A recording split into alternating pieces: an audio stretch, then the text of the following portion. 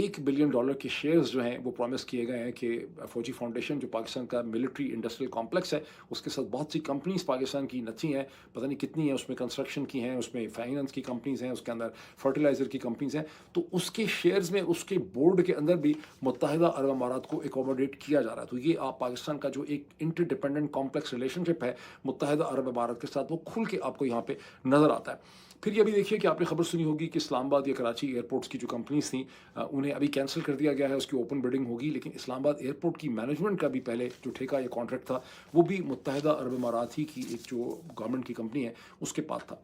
अब आए इस चीज़ के हवाले से कि चूँकि मैंने खासी इस पे डिस्कशन की, आपको अंदाज़ा भी हो रहा होगा।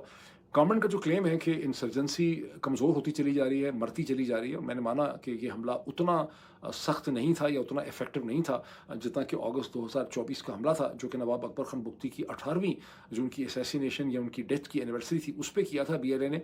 लेकिन यहाँ पर बहुत से और लोग इससे इत्तफ़ाक़ नहीं करते। जो लोग इससे इत्तफ़ाक़ नहीं करते, उसमें एक बहुत ही प्रोमिनेंट और बड़ी आवाज़ जो है, वो अख्तर बेंगल साहब की है, जो अपनी party Balochistan national party Bengal group के सरबरा और हेड भी हैं, और इससे पहले बलूचिस्तान के चीफ मिनिस्टर भी रह चुके हैं, और वहाँ के बहुत इंपॉर्टेंट सरदार हैं, और पाकिस्तान की मेन स्ट्रीम पॉलिटिक्स का भी एक प्लेयर हैं। उन्होंने उर्दू में एक ट्वीट किया है, जिससे पूरी दुनिया के ज़राए अबलाग ने, जिसमें अल जज़ीरा ने भी उसे कोट किया है, उसको डॉन अखबार ने भी कोट किया है, उसे रॉयटर्स ने भी कोट किया है, और उन्होंने ये कहा है कि इस किस्म की सूरत हाल जो इतनी ख़तरनाक है, इससे पहले उन्होंने कभी नहीं देखी। मज़ीद उन्होंने उसकी एक्सप्लेनेशन ये दी है कि इस वक्त बलूचिस्तान के जो सरदार हैं, उनकी तरह के जो अपने अपने कबीलों के सरदार हैं, जिन्हें अपने इलाकों में जाना होता है कोयटा से निकल के, अपनी रेजिडेंसेस तो कोयटा में रखते हैं, लेकिन वो उनका अपने इलाकों में आसानी से या हिफाजत से चले जाना का जो प्रोसेस है, वो भी मुश्किल हो गया। यानी उनको भी वहाँ पर अपने इलाकों में जाने के लिए इन्हीं जो मिलिटेंट्स हैं, इन्हीं की उनको प्रोटेक्शन और हिफाजत चाहिए होती है। उनका कहना ये है कि इससे पहले उन्होंने ऐसी सूरत हाल कभी बलूचिस्तान में देखी नहीं है, ये अनप्रेसिडेंटेड है। अब इस बात में बड़ा वज़न इसलिए भी है कि बलूचिस्तान की जो तारीखी रेजिस्टेंस थी पाकिस्तान की सेंट्रल अथॉरिटीज़ के ख़िलाफ़, फेडरल गवर्नमेंट के ख़िलाफ़, वो ट्राइबल चीफ्स की लीडरशिप में होती रही है। लेकिन 2006-7 के बाद से बतदरीज जो देखने में आ रहा है कि ये मूवमेंट जो है, ये अब पढ़े लिखे प्रोफेशनल आदमी औरतों के हाथ में चली गई है, जो डॉक्टर्स हैं, इंजीनियर्स हैं, आईटी के लोग हैं, पढ़े लिखे बलोच हैं, जो कि बलूचिस्तान की आज़ादी और ऑटोनॉमी की बात करते हैं, और जो रवायती तौर पर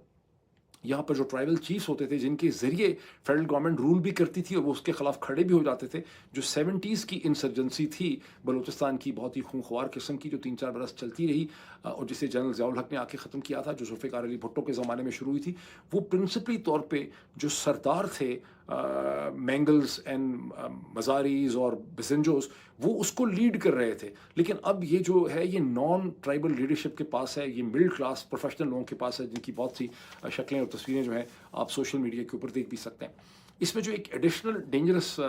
फैक्टर है, वो ये है कि अब औरतें भी इस तहरीक का, इस ऑटोनॉमी और आज़ादी की रेजिस्टेंस का हिस्सा बन चुकी हैं। उन्होंने हथियार उठाए हुए हैं। ये भी जो अभी हमला हुआ है, यानी जो अभी भी हमला हुआ है, इसमें भी बहुत ज़्यादा ज़िक्र और चर्चा इस चीज़ का हो रहा है कि औरतें साथ-साथ थीं बंदूकें उठा के। लेकिन इससे पहले गुज़िश्ता चंद बरसों में, कम से कम पिछले 5, 6, 7, 8 बरस से हम ऐसी वीडियोज़ देख रहे हैं, ऐसी हमारे पास सामने इन्फॉर्मेशन आई है कि किस तरह से पढ़ी लिखी औरतें, जो कहीं पे मेडिकल स्टूडेंट्स हैं, कहीं इंजीनियरिंग के स्टूडेंट्स हैं, कहीं किसी और हैं, वो उन्होंने सुसाइड, खुदकुश हमले किए हैं कराची यूनिवर्सिटी में। चाइनीज़ जो इंजीनियर्स हैं, उनके ख़िलाफ़ और भी बहुत से मकामात में। और ये एक इसे कहते हैं कि जो एसिमेट्रिकल वॉरफेयर है, जहाँ पर एक ऐसी साइड जो अपने आप को समझती है कि हम दूसरे के मुकाबले में बहुत ज़्यादा डिस्प्रोपोर्शनेटली कमज़ोर हैं, हमारे पास ज़राए नहीं हैं, वहाँ पर भी औरत भी उस एसिमेट्रिकल वॉरफेयर में अपने आदमी के साथ उस तहरीक का हिस्सा बन जाती है। वियतनाम में भी यही सूरत हाल थी, कोरिया में भी यही सूरत हाल थी, चाइनीज़ कम्युनिस्ट पार्टी की रेवोल्यूशन में भी थी, यही सूरत हाल बलूचिस्तान में। ये वो फिनोमेना है जो आपको पंजाब में नज़र नहीं आता,